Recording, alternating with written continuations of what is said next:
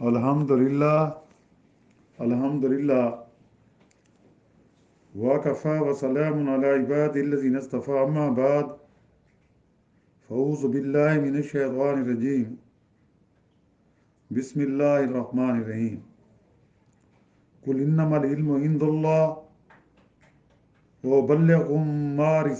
ارسلت به ولکنی اراکم قوما تجہلون۔ حضرت ہود علیہ السلام نے کہا اس کا علم تو اللہ ہی کے پاس ہے، میں تو جو پیغام دے کر بھیجا گیا تھا وہ تمہیں پہنچا رہا ہوں، لیکن میں دیکھتا ہوں کہ تم لوگ نادانی کر رہے ہو۔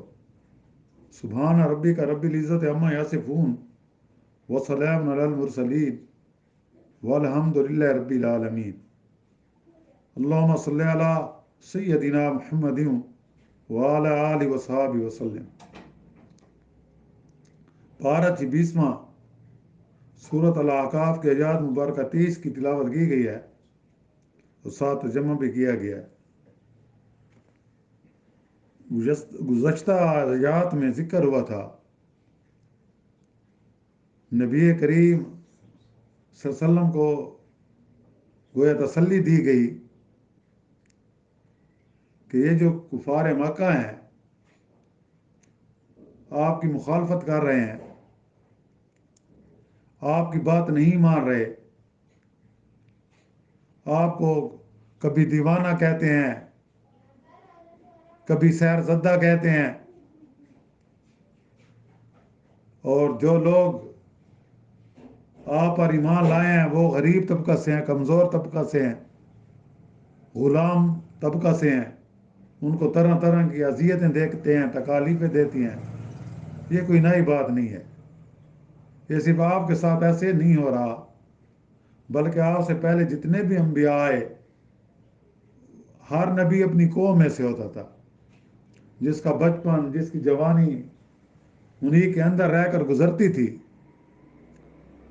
اور جب اللہ کی طرف سے ان کو وحی آتی تھی، اللہ کی طرف سے ان کو نبوت ملتی تھی، رسالت ملتی تھی، اور وہ اپنی قوم کو دعوت دیتے تھے کہ لوگو اللہ کو ایک مانو، اللہ وحدہ لا شریک ہے، صرف اسی کی عبادت کرو، اس کے ساتھ کسی دوسری ہستیوں کو شریک نہ ٹھہراؤ، یا دوسرے جو تم اپنے ہاتھوں سے معبود بناتے ہو، پتھر کی مورتیاں بناتے ہو، یہ تمہیں کچھ بھی نہیں دے سکتے۔ اور آخر کار پھر اللہ نے ان کو کیا کر دیا، جب ان پر مہلت کا وقت ختم ہوتا اللہ نے ان کو تباہ و برباد کر دیا۔ اب یہ کفار مکہ بھی یہاں پر طرح طرح کے مطالبے کرتے ہیں، کبھی کہتے ہیں مکہ کی سرزمین، حجاز کی سرزمین خشک ہے، اس کو سرسبز بنا دو، یہاں پانی کی نہریں جاری کر دو۔ کبھی کہتے ہیں یہ پہاڑ سونے کے بن جائیں، کبھی کہتے ہیں ہم آپ کو نہیں مانتے، اللہ کو مخاطب ہو کر کہتے ہیں کہ اگر نبی کریم صلی اللہ علیہ وسلم تیرے سچے رسول ہیں، یہ تیرا کلام سچا ہے تو ہم پر پتھروں کے بارش کر دے، یا ہمیں کوئی اس سے زیادہ عذاب دے۔ تو پھر اللہ کی طرف سے ان کو کیا جواب ملا، اللہ اے میرے نبی کریم صلی اللہ علیہ وسلم ان کو کہہ دو میں کسی کے کہنے پر نہ معجزہ دکھاتا ہوں نہ عذاب نازل کرتا ہوں، بلکہ اللہ کی طرف سے ایک وقت مقررہ ہے، جب وہ مہلت کا وقت ختم ہو جاتا ہے تو پھر انسان کو توبہ کی توفیق بھی نہیں ملتی، پھر وہ پچھتاتا ہے لیکن اس کا پچھتانا اس کے کام نہیں آتا۔ پھر مزید تسلی دینے کے لیے اللہ تعالیٰ نے قوم عاد کا ذکر کیا کہ آپ سے پہلے ایک قوم عاد بھی گزری ہے جو بڑی طاقتور قوم تھی، یمن کے علاقے میں رہتی تھی، احقاف کی وادی میں، ان کو ہر قسم کے اللہ نے نعمتیں عطا کی تھیں، ان کا علاقہ سرسبز و شاداب تھا، کسی چیز کی تنگی نہیں تھی، رزق کی فراوانی تھی۔ اور جب وہ عیش و عشرت میں پڑ گئے، جب انہوں نے اللہ کی وحدانیت کو چھوڑ دیا، جب وہ بت پرستی بت پرستی کرنے لگے، تو اللہ نے ان کی ہدایت کے لیے حضرت ہود علیہ السلام کو بھیجا۔ حضرت ہود علیہ السلام نے ان کو دین حق کی دعوت دی، لیکن وہ بدبخت قوم کیا ہے، ایمان نہ لائی۔ تو یہی ذکر ہے کہ وہ پھر حضرت ہود علیہ السلام کو بھی اس کی قوم عاد نے یہی کہا تھا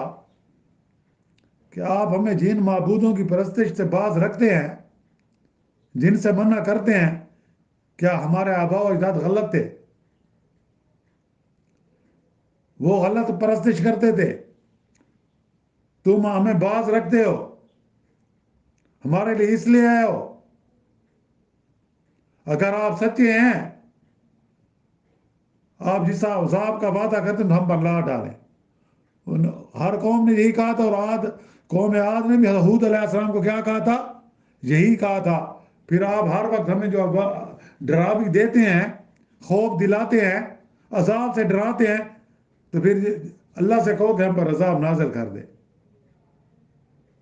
تو اس کا جواب کیا دیا اللہ نے کہ قالا انما العلم عند اللہ۔ قالا کہا حضرت ہود علیہ السلام نے، انما علم عند اللہ، اس کا علم تو اللہ کے پاس ہے، میں غیب کی خبریں نہیں جانتا۔ میں نے وَأُبَلِّغُكُم مَّا أُرْسِلْتُ بِهِ وَلَٰكِنِّي أَرَاكُمْ قَوْمًا تَجْهَلُونَ، میں تو یہ پیغام دے کر بھیجا گیا ہوں، وہ تمہیں پہنچا رہا ہوں، لیکن میں دیکھ رہا ہوں کہ تم لوگ نادانی کر رہے ہو، یعنی مجھے پتہ نہیں ہے کہ اللہ کا عذاب تم پر کب آئے، یعنی میں غیب کی خبریں نہیں جانتا، اور مجھے تو اللہ تعالیٰ نے ایک ذمہ داری دی ہے، ایک مشن دیا ہے، اور وہ پیغام دے کر بھیجا گیا ہوں، جو میں تمہیں کہہ رہا ہوں کہ قولوا لا الہ الا اللہ، کہ اللہ کو ایک مان لو، صرف اللہ کی عبادت کرو، تم کامیاب ہو جاؤ گے۔ اور میں یہ نہیں جانتا کہ عذاب کب آئے گا اللہ کا، یا دنیا میں نہیں آئے گا، مجھے یہ بھی معلوم نہیں ہے، بلکہ آخرت میں تو تمہیں عذاب ضرور دیا جائے گا۔ اتنا معلوم ہے، اتنا نہیں ہے کہ اس دنیا میں بھی آپ پر اللہ کا عذاب نازل ہوگا، یہ میں نہیں جانتا کب آئے گا، لیکن اللہ کا عذاب آئے گا ضرور، اور آخرت میں تم پھر اللہ کے عذاب سے نہیں بچ سکو گے، اور اس کا علم صرف اللہ کو ہے کہ وہی اپنی مشیت کے مطابق فیصلے فرماتے ہیں،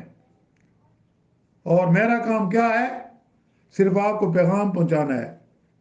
جو اللہ نے مجھے فریضہ سونپا ہے نبوت کا، اور جس کا پیغام کیا ہے کہ لوگوں کو کہہ دو کہ موحد بن جائیں،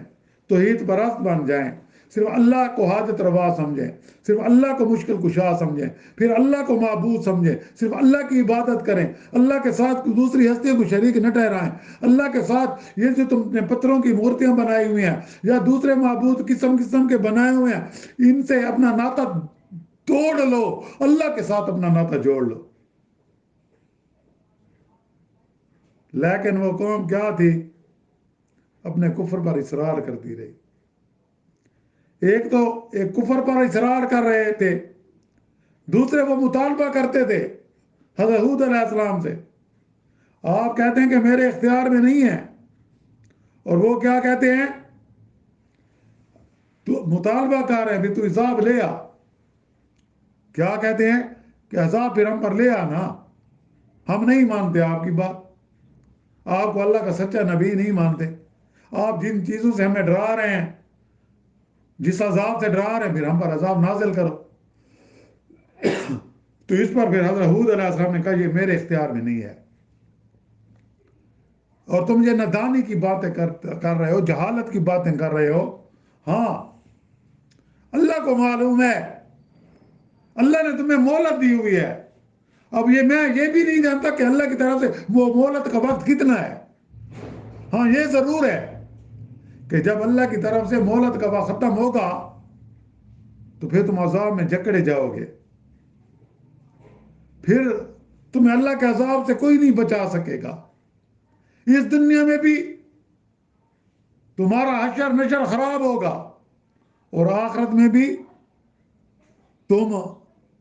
جہنم کے مستحق بن جاؤ گے، اس لیے ابھی تمہارے پاس وقت ہے۔ اس طرح حضرت ہود علیہ السلام کا واقعہ بیان کر کے نبی کریم صلی اللہ علیہ وسلم کو تسلی دی گئی،